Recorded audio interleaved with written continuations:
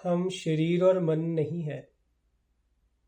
और जब तक हम स्वयं को शरीर और मन मानते रहेंगे तब तक हम इल्यूजन में बंधे रहेंगे और दुख में फंसे रहेंगे। दुख है क्या? हमारे भ्रम। मैं आपको बताता हूँ कि मैं ये क्यों कह रहा हूँ, ताकि आप देख पाए। जब हम शरीर और मन स्वयं को मानते हैं, ये हमारी मान्यता ही है। हाँ, वो बात अलग है, ये मान्यता इतनी गहरी हो गई है कि हम इसे ही सच मानते हैं, इस पर कभी सवाल नहीं उठाते। ये हमें बहुत ही नॉर्मल और यही सही लगता है कि हम शरीर मन है, जबकि ये है मान्यता। और इसी मान्यता के चलते हम सोचते हैं कि हम करने वाले हैं, हम करता है, हम कार्य करते हैं, हम बात करते हैं। हमारा सेंटर है जो इस शरीर मन विचार के तल पर बना रहता है, एक ईगो बन जाती है। इस पर एक और स्टेप पे मैं बात करता हूँ, इसी के गहरे में। चाहे आप भक्ति भाव से, कई बार होता है ना कि हम शरीर मन में मानते हैं खुद को, लेकिन हम सरेंडर की चीज़ों को समझना शुरू करते हैं कि मैं सरेंडर कर रहा हूँ, या भक्ति की भाषा में कहें कि वो जो कर रहा है परमात्मा कर रहा है, जिससे भी आप भगवान कुछ भी नाम दें, आप खुद को निमित्त मान लें, लेकिन रहेगी वो भी मान्यता ही। आप कितना ही चाहे कह लें कि मैं नहीं करता, लेकिन जब तक आप अपने आप को शरीर और मन मानते ही हैं, तब तक आपके गहरे में वो कांटा बना ही रहता है। वही एक छोटा सा हल्का विचार मात्र भी आपके भीतर आपको कभी पूर्ण नहीं होने देता। अशांति, बेचैनी बनी रहती है। आपके भीतर विभाजन चलता ही रहता है। आप अपने कार्यों में से, अपने शब्दों से कह सकते हैं कि मैं नहीं करता, वो करता है, लेकिन बहुत गहरे में फिर भी आप इस चीज़ के साथ जुड़े रहते हैं कि मैं शरीर मन हूँ, बॉडी माइंड। और जब तक वो रहती है ना, सटल वे में भी, तब तक ये करने का भाव, जो कर्ता का भाव है, ये रहता है।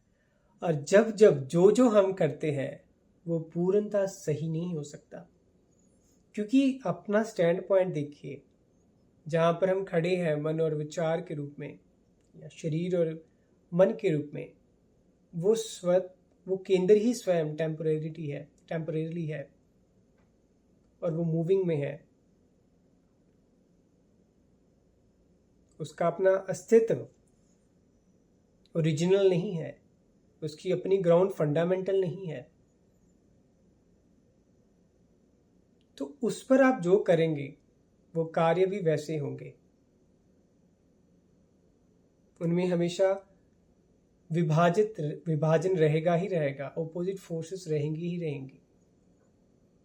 हो सकता है आपकी नज़र में आपको लगता हो कि मैं अच्छा काम कर रहा हूँ, लेकिन वो आपकी नज़र में अच्छा हो सकता है।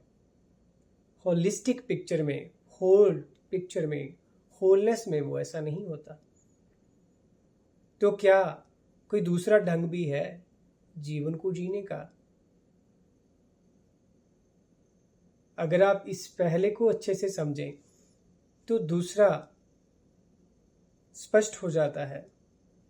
दूसरा करने का भाव ही नहीं बचता। दूसरे में क्या है, जब आप ये स्वयं जानते हैं, अपने भीतर उतरते हैं और पाते हैं कि मैं शरीर और मन से पहले हूँ, मेरा होना इनसे पहले है, मैं जाग हूँ जो हूँ। आपका प्योर बीइंग ही अवेयर है। आप उसमें कुछ पाकर या कुछ सोचकर कंटेंट नहीं है। आपका वो शुद्ध होना ही अपने आप में पूर्णता है, कंटेंटमेंट है। लेकिन हम उसकी बातें करते हैं, उसमें ठहरते नहीं। अगर आप सच में उसे चखें, उसमें ठहरे, अपने आप के अपने होने में हो जाएं, तो आप पाएंगे। वहां खड़े होते उस स्टैंड पॉइंट से आपको सोचना नहीं पड़ता, आप ये देख पाते हैं कि सब कुछ होता है। आप सबसे पहले तो अपनी सांस को ही देख पाते, यही खेल देखते हैं कि एक सांस किस तरह उठती है, किस तरह बहती है। सब रेजिस्टेंस छूट गए। सबसे पहला अनुभव आपकी जो इनसाइट है, प्योर ऑब्जर्वेशन, वो आपके शरीर के प्रति, आपके आसपास की चीज़ों के प्रति बढ़ेगी। आप देख पाएंगे, आप मुस्कुराएंगे कि कैसे मेरे ही शरीर की अनंत प्रक्रियाएं स्वतः होती हैं। मेरी सांस, ब्रीदिंग स्वयं होती है। जैसे जैसे आपकी रेजिस्टेंस कम होती जाएगी उस स्टैंड पॉइंट में, जब आप प्योर बीइंग अवेयरनेस होते हैं, उस स्टैंड पॉइंट पर आप रेजिस्ट कर ही नहीं पाते। तो आप खेल देखते हैं कितना नैसर्गिक, स्पॉन्टेनियस, नेचुरली होता है और कितना रिदमिकली होता है। आपकी सांस, आपके शब्द, आपके विचार, आपका मिलवर्तन इस संसार के साथ बहुत हारमोनियस, बहुत ही सुंदरमय ढंग से होता है। वह प्रेम है और वह होता है, इसलिए मैं इस वर्ड को यूज कर रहा हूं। वही है शुद्ध जो हो रहा है। उस शुद्ध होने के केंद्र से वहां करने का दावा नहीं है, वहां करने वाला नहीं है, विचार के रूप में।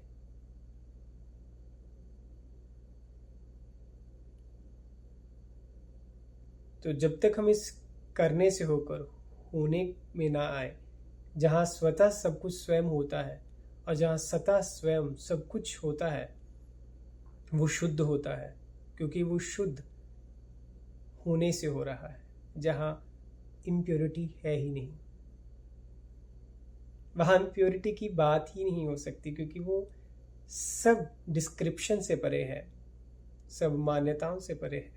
इसलिए वो होल है और वो होली है।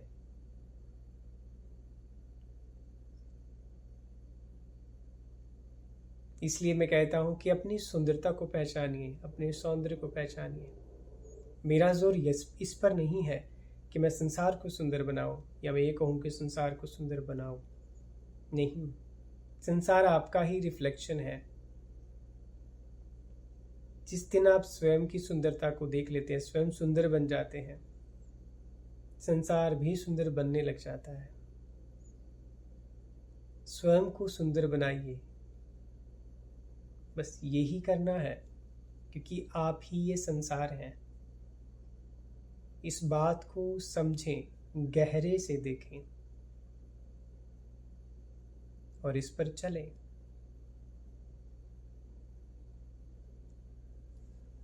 धन्यवाद।